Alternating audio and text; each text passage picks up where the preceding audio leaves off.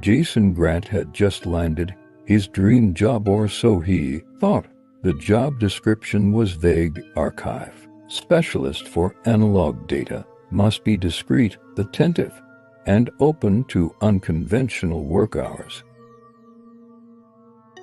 The pay was suspiciously high, but Jason was desperate, and the facility, a massive underground records vault beneath an abandoned hospital, had its own strange appeal. The vault was a maze of concrete halls and locked doors.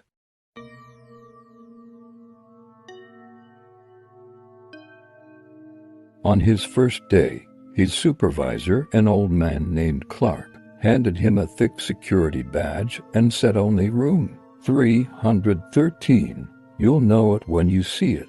Don't watch anything unless instructed." Jason finally found room 313, unmarked, except for the faded word tape scratched into the metal. Inside was a dimly lit room stacked floor to ceiling with VHS cassettes, each hand-labeled with cryptic titles like October 12th.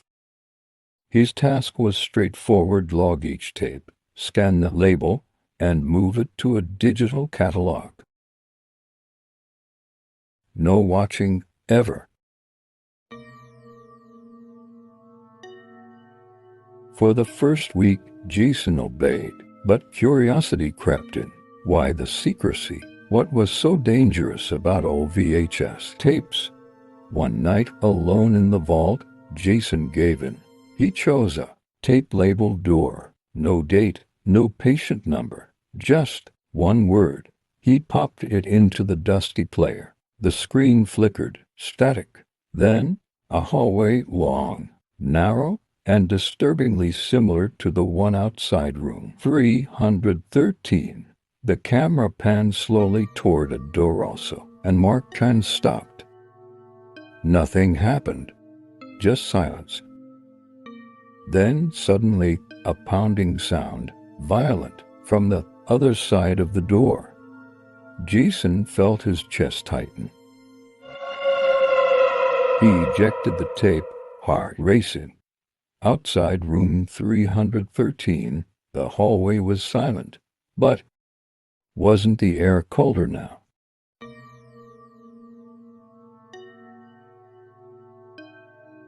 He told Clark the next day.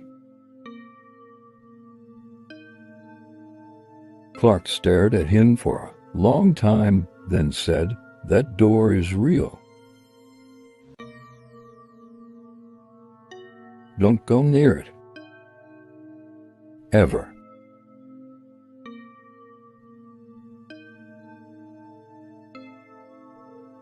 But Jason couldn't stop thinking about it. Changed after that. Every tape he logged seemed to reflect him somehow. One showed a man who looked like Jason walking down a hallway. Another showed room 313, but from the outside, filmed last night. The timestamp matched the moment he watched. Door. Paranoid took over. He stopped sleeping. He swore he heard the TV in room 313 playing even when the power was off. Once, he walked by and saw the screen glowing faintly. A figure stood behind the static, watching him.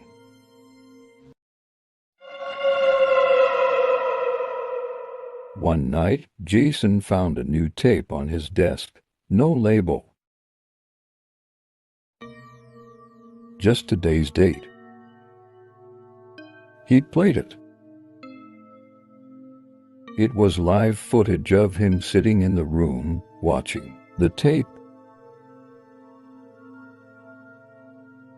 Jason turned around. No one there. He looked back at the screen. The figure behind him raised a hand, touched his shoulder.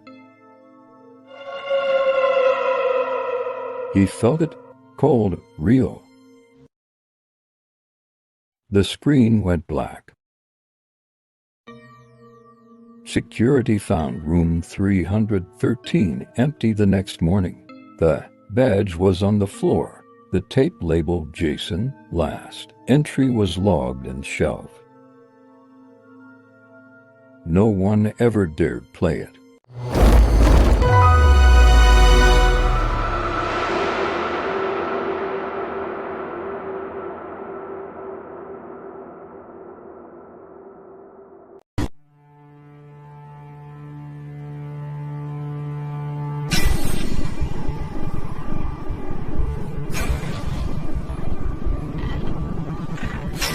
Late in the evening, the men entered the old house, its dark corners swallowing their whispers.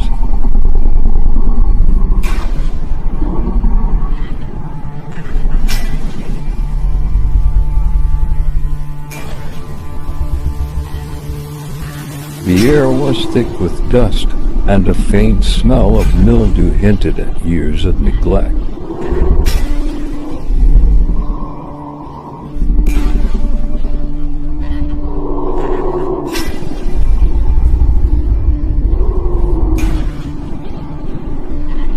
Each step they took echoed, unsettling in the oppressive silence of the forgotten home.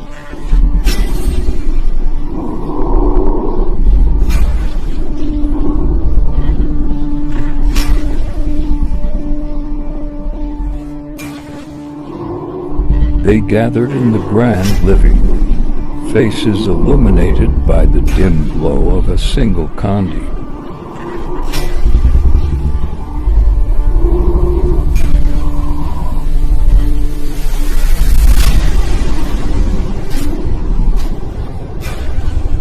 As they shared stories of their past, the house seemed alive, absorbing their memories.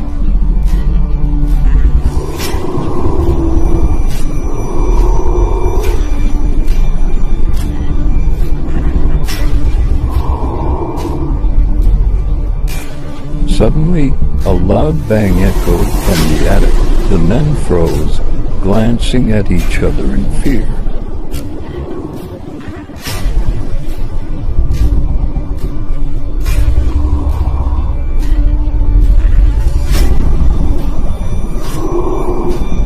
With a collective breath, they decided to investigate, hearts pounding in their chests.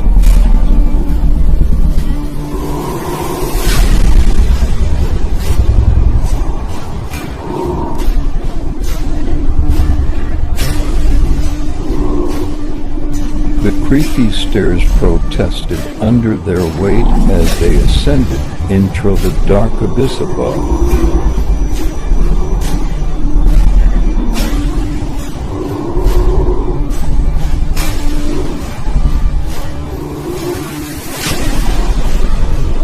As they entered the attic, they found an old trunk, dust-covered and locked, whispering secrets.